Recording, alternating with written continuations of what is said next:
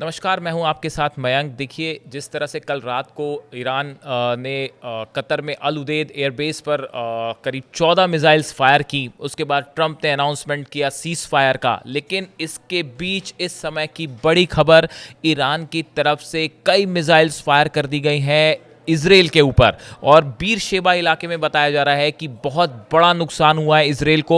Iran की missiles जो है वो बीर शेबा की कई रिहायशी इलाकों को और इमारतों को हिट किया है, जिससे बड़ा नुकसान इजराइल को हुआ है। कई बिल्डिंग्स जो हैं वो तबाह हो गई हैं, मलबे में बदल गई हैं, और बताया जा रहा है कि ईरान ने बैलिस्टिक मिसाइल से ये हमला किया।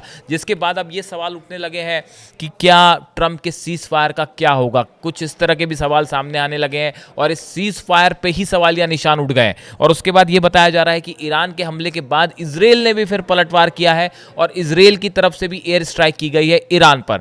इस समय फिलहाल जो हालात हैं, इन हालात में फिलहाल सीज फायर आगे चल पाएगा, नहीं चल पाएगा, क्या डेवलपमेंट होगा, ये इसके लिए अभी कुछ वक्त चाहिए होगा। ये बहुत जल्दी होगा ये कहना कि ईरान और इजराइल के बीच सीज फायर हो गया है, और खासकर ट्रंप के कहने के बाद, ट्रंप जो कह रहे हैं, क्या वो उस बात पे विश्वास किया जाए या ना किया जाए, इस पे अभी जरा टाइम लेना चाहिए इस पूरी बात को लेके। देखिए, इसी बीच जो है वो ईरान के टीवी की तरफ से जो खबर आई है, ईरानियन टीवी ने जो न्यूज़ शो की है, उनका कहना ऐसा है, the cease fire between Israel and Iran has begin following several waves of attacks on Israeli territory. जब ईरान ने ये हमले किए इजराइल पर, उसके बाद ईरान के टीवी में ये खबरें आई हैं कि अब ये सीज फायर शुरू होता है। देखिए, कल रात को जब ट्रंप ने अनाउंसमेंट किया था कि ईरान और इजराइल के बीच अब सीज फायर होता है, तब उन्होंने एक टाइम फ्रेम दिया था कि करीब 6 घंटे बाद ये इसकी शुरुआत होगी, और पहले 12 घंटे जो है वो ईरान सीज फायर रखेगा, फिर इजराइल सीज फायर करेगा। इस तरह का उन्होंने स्टेजेस का अनाउंसमेंट किया था। तो उसमें जो शायद 6 घंटे वाली बात थी, उसके खत्म होते होते तक ईरान ने बड़ा हमला किया है इजराइल के ऊपर, बैलिस्टिक मिसाइल्स दागी हैं। देखिए, जो अब्बास अराक्ची हैं विदेश मंत्री ईरान के, इनकी तरफ से मैसेज है, the military operations of our powerful armed forces to punish Israel for its aggression continued till the very last minute. Together with all Iranians, I thank our brave armed forces who remained ready to defend our dear country until their last moment. See, इनका ये कहना ऐसा है Abbas Araghchi साहब का कि Iran आखिरी वक्त तक ईरान के सैनिकों ने लड़ाई की है और इजराइल को करारा जवाब दिया है। इसके बाद हालांकि अब्बास अराक्ची की तरफ से भी इस तरह की खबरें आ रही हैं कि सीज फायर की बात अब आगे बढ़ गई है। सीज फायर जो है वो जल्दी ही आप देख सकते हैं कि लागू भी हो सकता है। इस तरह के संकेत जो है अब्बास अराक्ची जो विदेश मंत्री हैं ईरान, इनकी तरफ से भी इस तरह के सोर्सेस आने शुरू हुए हैं। अब देखिए,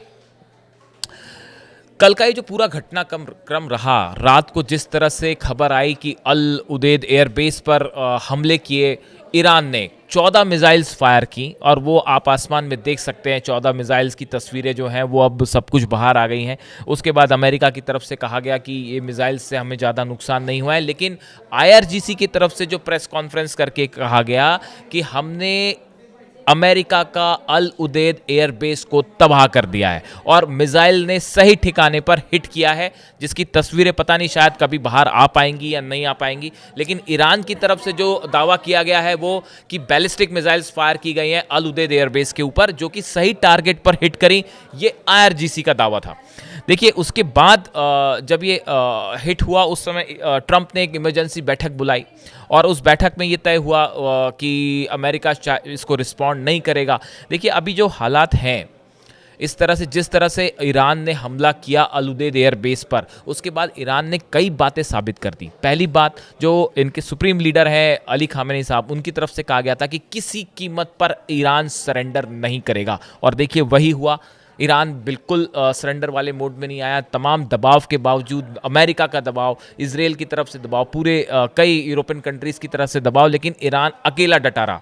दूसरी बड़ी बात, ईरान ने ये बात साबित कर दी है कि अकेले इजराइल ईरान का मुकाबला नहीं कर सकता। अगर सिर्फ जंग ईरान और इजराइल के बीच है तो उस पर ईरान भारी पड़ा है। जबरदस्त तबाही इजराइल में मची है, जैसा पहले कभी इजराइल के साथ नहीं हुआ। शायद इजराइल ने इसकी कल्पना भी नहीं की थी, नेतन्याहू ने कल्पना नहीं की थी कि तेल अवीव, हाइफा, अशदोद, सब शहरों में एक साथ मिसाइल से बड़े हमले हुए हैं, बैलिस्टिक मिसाइल से, जो कि डिफेंस सिस्टम आयरन डोम हो या एरो 3 हो, थार्ड हो, इसे रोकने में बुरी तरह से फेल हुए। ईरान ने साबित कर दिया कि इजराइल पर ईरान भारी है। तीसरी बड़ी बात है कि देखिए, अमेरिका पावरफुल देश है, उसने हमले किए जिस तरह से B-2 बॉम्बर से न्यूक्लियर साइट्स को निशाना बनाया गया। उसके बाद इस जंग में एक निर्णायक मोड़ आया, लेकिन ईरान उसके बाद भी न डरा न झुका। ईरान की तरफ से कहा गया कि भाई हम अमेरिका को भी जवाब देंगे, और देखिए वैसे ही हुआ। अमेरिका ने जितने बॉम्ब्स फायर किए थे, उससे ज़्यादा मिसाइल्स जो हैं, बैलिस्टिक मिसाइल्स, वो अल उदेद एयरबेस पर फायर की गई हैं। देखिए, ये कहा गया कि जितना आप एक बयान जो है नेशनल सिक्योरिटी काउंसिल जो है ईरान की है, इनकी तरफ से बयान जारी करते हुए कहा क्या कि जो तुम पर जिस तरह हमला करे, तुम भी उस पर उसी तरह से हमला करो। मतलब टिट फॉर टैट। आपने हमारे न्यूक्लियर साइट्स पे जितने GBU-57 बॉम्ब्स गिराए, उससे ज़्यादा मिसाइल्स, बैलिस्टिक मिसाइल्स हमने आपके एयरबेस पर मारी है, अल उदेद एयरबेस पर मारी है। खबरें तो ये भी थी कि इराक के एक एयरबेस पर भी जो है वो धमाका हुआ है, हालांकि उसकी अभी पुष्टि नहीं हो पाई है। देखिए, जब ये रात को जैसी मिसाइल्स फायर हुई और IRGC की प्रेस कॉन्फ्रेंस हुई, उसमें बताया गया कि अल उदेद एयरबेस को हमने हिट कर दिया है, उसके बाद तेहरान में जबरदस्त जश्न की तस्वीरें सामने आने लगी। ईरान की सड़कों पर, तेहरान की सड़कों पर हज़ारों लोग जो हैं वो उतर पड़े। उनके हाथ में ईरान के झंडे थे, अल्लाहू अकबर के नारे लग रहे थे। ईरान की जीत हुई है उनकी तरफ से डिक्लेयर किया गया। लोग ये कह रहे थे कि इजराइल पर जो है वो अल्लाह का अजाब हुआ है, मतलब बहुत बड़ा क्षति पहुंचाई है हमने, नुकसान पहुंचाया है, और इससे बड़ी तबाही हुई है इजराइल में। तो देखिए, ये जो जश्न की तस्वीरें हैं सोशल मीडिया में सब तरफ वायरल हैं। अब कुल मिला के इस वक्त के हालात क्या हैं? इस वक्त के हालात ये हैं कि अगले चंद घंटे ये बहुत अहम होने वाले हैं। देखना ये है कि क्या ईरान की तरफ से हमले रुकेंगे, क्या इजराइल की तरफ से हमले रुकेंगे। और जो ट्रंप ने कल कहा, ट्रंप ने जो बात कल कही थी, उन्होंने कहा था Israel and Iran have agreed to a truce to bring to an end what he called a 12-day war. उन्होंने जो कहा कि इसको 12 दिन की लड़ाई की जो बात कही थी वो, and the ceasefire will take place in stages, he said. उसके बाद उन्होंने कहा था कि भाई ये स्टेजेस में सीज फायर होगा। तो अब ये स्टेजेस अगले 24 घंटे इसमें बेहद अहम है, जिसमें ये देखने वाली बात है कि क्या ईरान की तरफ से कोई हमला होता है, क्या इजराइल की तरफ से कोई हमला होता है, या जैसा ट्रंप ने कहा उनकी बात पर दोनों सहमत हो जाते हैं। देखिए, जब भी युद्ध होता है तो युद्ध में दो चीज़ें होती हैं। एक तो बयान होते हैं, जो बयान आ रहे हैं अलग अलग नेताओं के आ रहे हैं। ट्रंप के बयान आएंगे, आप नेतन्याहू के बयान आएंगे, रशिया की ओर से बयान आएगा, ईरान की।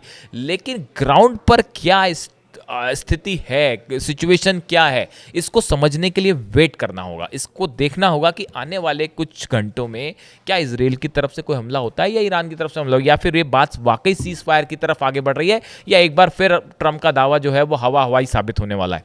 इसके लिए थोड़ा सा वक्त लगेगा, लेकिन एज ऑफ नाउ हम इस बात को कह सकते हैं कि इस पूरी जंग में ईरान ने जबरदस्त साहस दिखाया है, हौसला दिखाया है, और अकेले अपने दम पर उसने इजराइल को जवाब दिया है, अमेरिका को भी जवाब दिया है। देखिए, बड़ी तबाही तेहरान में हुई है, कई सारे उनके जो कमांडर्स हैं उनकी शहादत हुई, लेकिन ईरान डरा नहीं, झुका नहीं, जैसा कि खामेनी साहब शुरू से कह रहे थे, और आखिरी मोमेंट तक ईरान ने लड़ाई की है।